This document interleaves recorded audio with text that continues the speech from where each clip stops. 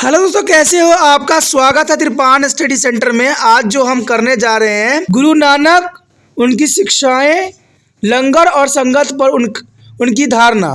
तो ये काफ़ी महत्वपूर्ण रहेगा यहाँ पर कि Guru Nanak is a teaching concept of the langar and संगत।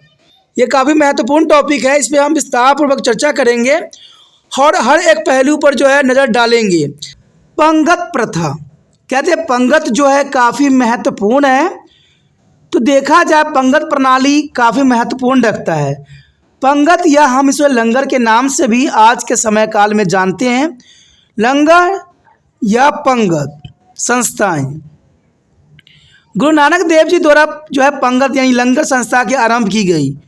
गुरु नानक देव जी चाहते थे कि हमारे समाज में जो है जाति भेदभाव न हो, इसलिए इन्होंने लंगर का जो है प्रथा स्टार्ट किया। लंगर का अर्थ ही यहाँ पर यही होता है, यानी संगत संस्था के कारण लंगर संस्था की आवश्यकता हुई। संगत द्वारा संतों एवं धार्मिक लोगों के लिए मिलजुल कर भोजन पकाया गया तथा परोसा गया था, और इस भोजन को सभी लोग बिना किसी जाति, धर्म, रंग के भेदभाव के पंक्तियों में बैठकर ग्रहण करते थे। गुरु नानक द्वारा आरंभ की गई इस लंगर प्रणाली ने उनको उत्तराधिकारियों के जो है निर्देशों में भी खूब विकास किया, और धीरे धीरे यह सिख धर्म का एक महत्वपूर्ण भाग बन गया। तो देखा जाए कि लंगर का मतलब ही यही होता है कि एक लाइन में व्यक्ति बैठ जाते हैं, लेकिन लाइन में जब बैठते हैं तो ये वो नहीं देखते कि किस धर्म के हैं, किस जाति के हैं, गोरे हैं या काले हैं, क्या हैं, इससे किसी को कोई मतलब नहीं होता। क्योंकि गुरु नानक देव जी यही चाहते थे कि हमारे समाज से जो है ये धर्म भेदभाव जो बनी हुई है, जाति भेदभाव जो बनी हुई है, वो ख़त्म हो जाए और सारे मनुष्य एक साथ बैठकर जो है अपना दुखों को, अपने विचारों को और भोजन को ग्रहण करें। और इसलिए इन्होंने देखा जाए तो लंगर यानी पंगत प्रथा का जो है शुभ आरंभ किया, जो कि काफ़ी महत्वपूर्ण था।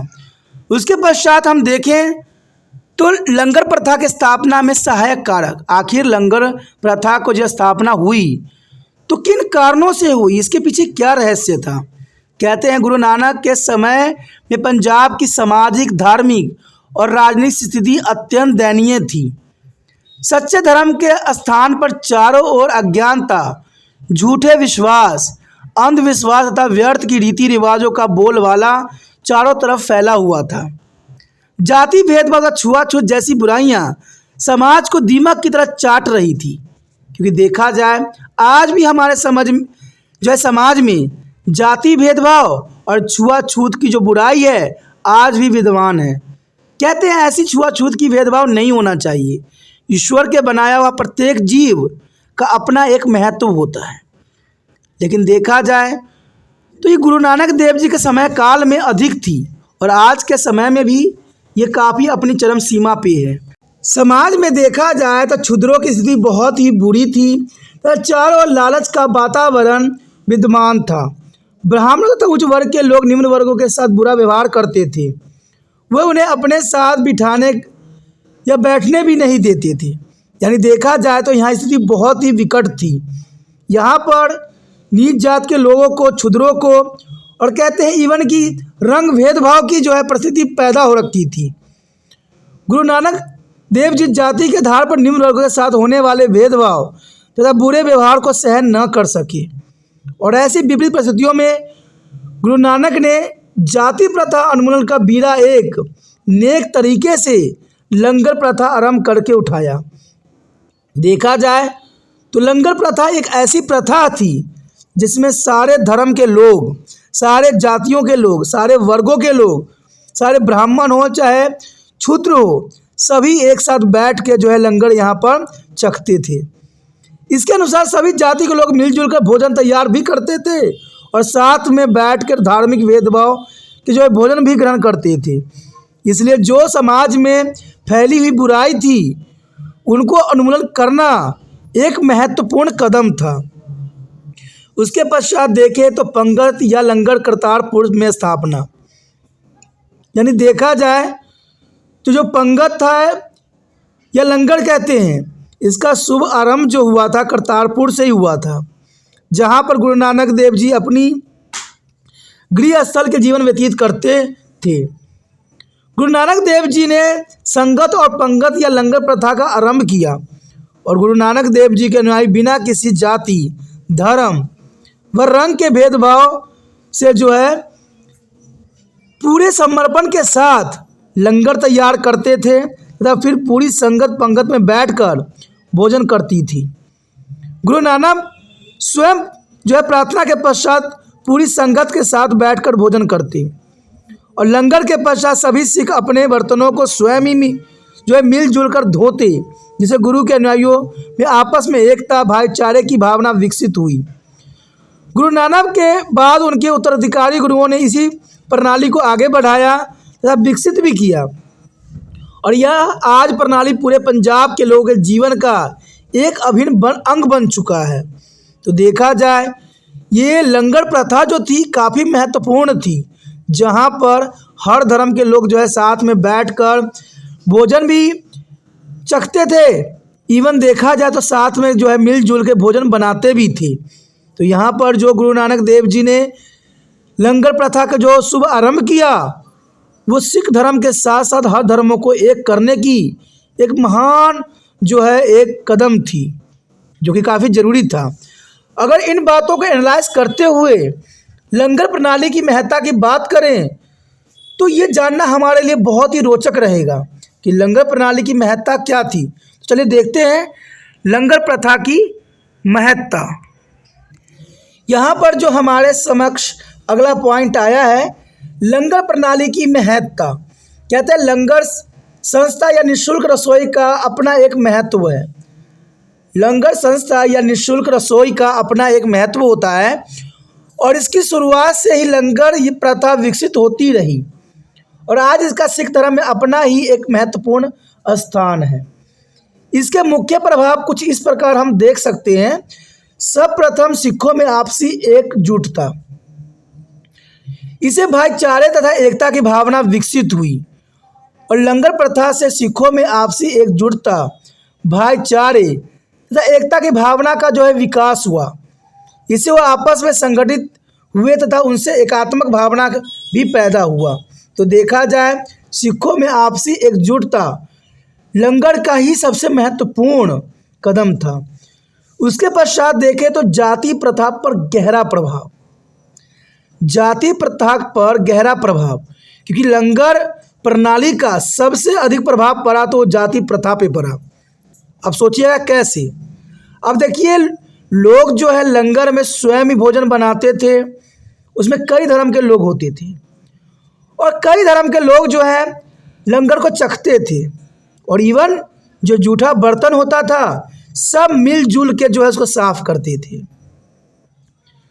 तो यहाँ पर देखा जाए तो जाति प्रथा पर गहरा प्रभाव जो है लंगर प्रथा के कारण हुई। गुरु नानक द्वारा आरंभ की गई लंगर संस्था में समाज में व्याप्त जाति पति और तथा छुआछूत पर बहुत ही बड़ा प्रभाव और बाढ़ हुआ, क्योंकि सभी लोग बिना किसी भेदभाव के एक साथ बैठकर भोजन करते थे और इसके परिणाम स्वरूप जाति प्रथा कमज़ोर पड़ने लगी तथा काफ़ी हद तक कम होती चली गई। इसे समाज में व्याप्त ऊंच नीच और अमीर गरीब जैसे भेदभाव खत्म होने लगे और आज भी देखा जाए तो यहाँ पर इसी तरह का जो है हमें दृश्य देखने के मिलता है कि ऊंच नीच अमीर गरीब के लोग जो होते हैं साथ में बैठकर जो है भोजन ग्रहण करते हैं और ये लंगर प्रथा का ही महत्ता था जिसके कारण ये सब होना संभव हो पाया। उसके पश्चात हमारे समक्ष आता है समाज सेवा की भावना जागृति। ये काफ़ी महत्वपूर्ण है कि समाज सेवा की भावना जागृत हुई। लंगर प्रथा का एक परिणाम यह भी हुआ कि इससे सिखों में समाज सेवा की भावना जागृति हुई।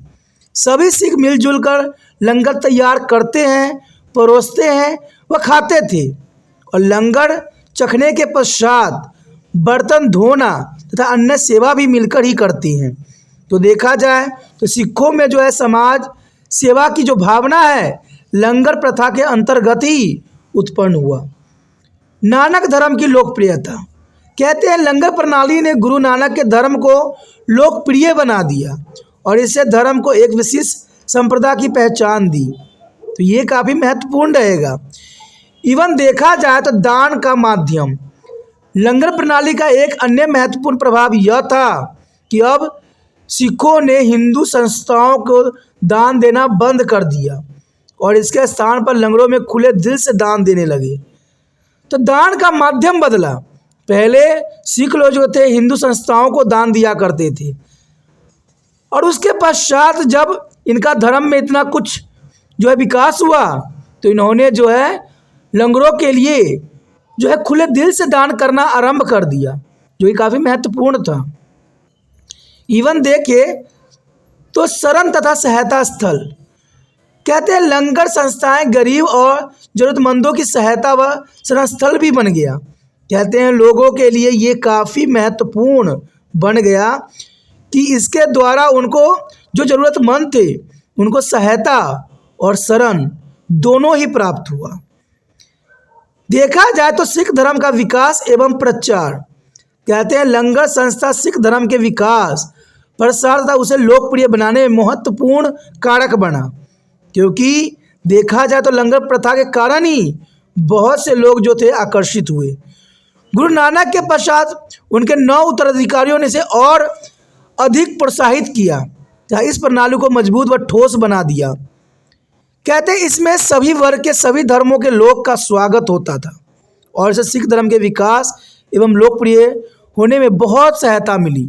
लंगर प्रथा के कारण ही सिख धर्म जो है इतनी अधिक प्रचलित हुआ।